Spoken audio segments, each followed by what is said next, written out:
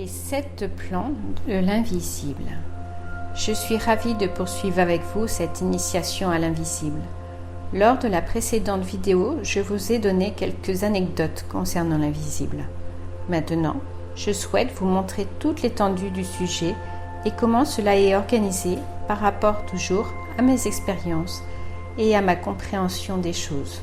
Je ne détiens pas la vérité absolue.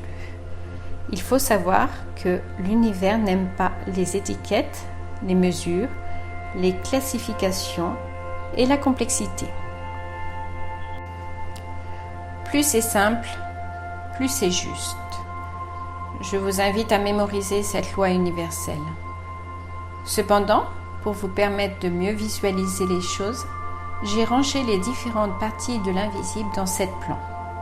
C'est aussi ce qu'on m'a montré puisque j'ai canalisé le dessin explicatif. Avant de continuer, je souhaite vous envoyer une bulle de protection pour que toutes les notions dont je vais vous parler ne puissent en aucune manière vous atteindre. Ainsi, nous pouvons parler de tout sujet, de toute entité, en toute liberté. Vous resterez neutre. En continuant à écouter cette vidéo, vous acceptez cette mesure de protection. Voici le message canalisé avant de recevoir le schéma des 7 plans. Danse avec les énergies et les ondes. Promène-toi, tu as la capacité de le faire. Transforme la réalité de ton monde en te déplaçant dans les différentes ondes.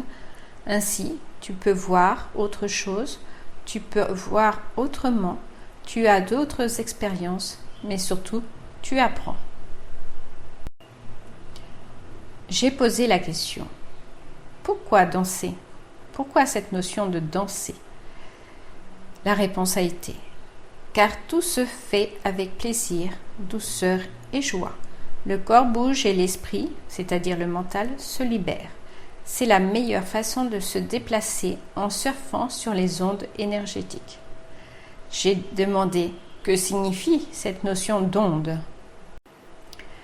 Vous êtes dans un champ électromagnétique qui vous permet de capter ce qui se passe à ce niveau. Ainsi, vous ne captez pas ce qui est hors de ce champ. Pour ce faire, il faut changer votre fréquence de captage, soit en baissant votre taux vibratoire énergétique, soit en l'élevant. C'est exactement comme les ondes que l'on capte à la radio. Ainsi, les médiums le font pour capter les défunts et les empathes le font pour écouter leur guide spirituel. Pour imaginer ou illustrer les différentes ondes ou plans, comme tu le disais déjà petite, voici un schéma.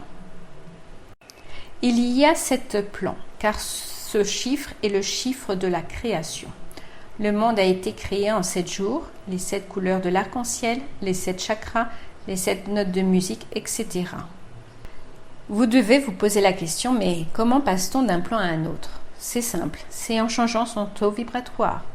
Pour aller vers le bas astral, il suffit d'écouter de la musique dissonante, boire de l'alcool, fumer, regarder un film avec des images de violence, de monstres, etc. Et oui, finalement, notre société nous maintient le plus possible dans des fréquences basses. Ce qui baisse le plus nos fréquences actuellement, ce sont les médias qui déclenchent les sentiments de colère et de peur. Lisons ensemble le schéma. Commençons par la gauche. Le plan 1, les ténèbres. Il y a beaucoup d'autres mots pour en parler, mais la lumière sombre est la dénomination qui convient le mieux pour rester le plus neutre possible. Je ne m'attarderai pas plus sur ce plan pour ne pas lui donner d'importance ou d'énergie. Le plan numéro 2 concerne le bas astral, dont les âmes coincées. C'est-à-dire ce sont nos défunts qui se sont soit suicidés ou ont subi une mort brutale. C'est aussi ceux qui sont retenus par les vivants, leurs proches, qui n'ont pas fait le deuil. Dans ce plan 2, nous trouvons aussi des âmes errantes, des âmes lourdes qui ne peuvent pas aller vers la lumière. C'est là où les passeurs d'âmes interviennent. Nous aidons à ouvrir le passage, surtout pour nos défunts, et à les guider vers la lumière. C'est une vraie libération pour eux, car la fréquence énergétique de ce plan est encore plus lourde que notre fréquence habituelle en 3e plan. Il faut savoir qu'il n'y a pas de frontière précise entre les plans. Donc, une personne avec des vibrations basses à cause de l'alcool, la drogue, la peur, la colère surtout, va pouvoir facilement capter le bas astral et donc être incommodé ou parasité. Même en travaillant pour rester dans des énergies hautes, nous pouvons subir des attaques de bas astral. Cependant, il sera plus facile de se nettoyer, se purifier, si nous sommes habitués à le faire. Le troisième plan, c'est notre vie habituelle sur la Terre. Donc, c'est le plan de la matérialisation. Vous connaissez, je ne vais pas en parler plus longuement. Le quatrième plan, c'est l'illumination ou la béatitude que nous pouvons vivre ponctuellement lors d'une transe ou un recueillement. Nous arrivons au cinquième plan, c'est l'unification de l'être. Est-ce possible de notre vivant? Peut-être pour les grands yogis ou sages. J'en ai eu une brève aperçu en étant en transe intense, où j'ai pu voir mon âme et surtout mes différents corps ou vies parallèles dans plusieurs dimensions. Après cette expérience, nous n'avons plus peur ni de la mort, ni de la vie, car nous avons conscience de notre multidimensionnalité et donc notre immortalité. Notre expérience terrestre est une goutte d'eau parmi de nombreuses autres vies et expériences extraterrestres. Nous arrivons enfin au sixième plan. C'est notre connexion à nos guides, à notre âme. Beaucoup connaissent. Attention, j'ai remarqué que certains pensent être connectés à ce plan et finalement, ils sont dans le piège de la fausse lumière. Comment le savoir?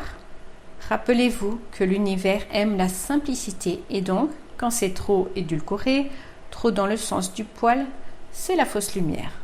Dans ce plan, les guides, les âmes qui nous accompagnent parlent peu et souvent ne répondent pas comme on aimerait.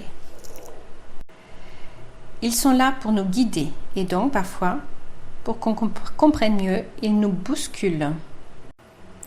Les messages reçus ne sont pas là pour nous faire plaisir. Genre, tout est beau, nous allons venir vous sauver, nous sommes vos sauveurs. C'est plutôt avance, sois patient, cherche par toi-même, écoute, cherche en toi, tu connais déjà la réponse, etc. Voyons ensemble maintenant le septième plan.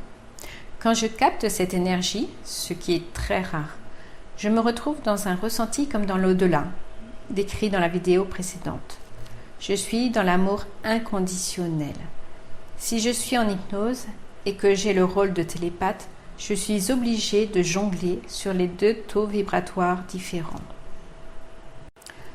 Le premier pour rester dans le septième plan et le second pour baisser mes fréquences et arriver à parler et à rester connecté au plan terrestre. C'est le grand écart et c'est très très douloureux. Ainsi, quand je perçois un message de la source, j'ai du mal à retrouver mon corps et ma place sur Terre.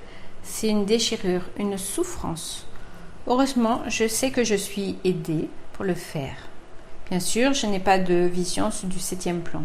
Je suis juste dans une lumière douce, blanche, et je ne ressens que de l'amour inconditionnel. C'est-à-dire un amour qui envahit le cœur et tout mon être. Et non, ce n'est pas possible d'expliquer avec des mots. Cela se vit, cela se ressent, c'est tout. Vous pouvez voir sur ce schéma que notre état de santé est aussi lié à notre taux vibratoire et donc au champ énergétique dans lequel nous sommes. Je vous laisse lire ce schéma. Je m'arrête là car la vidéo va être trop longue. Dans une prochaine vidéo, je vous expliquerai plus en détail comment naviguer d'un plan à un autre. Un petit conseil avant de nous quitter. Pour sortir du stress et de la morosité, éteignez votre télévision, coupez-vous des médias, des images négatives. Ils utilisent cela pour vous maintenir dans le stress et la peur, et donc dans le deuxième et troisième plan. Ils ont leur raison. À vous de choisir si vous voulez monter dans des plans de densité plus douce et vivre en pleine santé, dans l'amour et l'harmonie. À très vite, prenez soin de vous.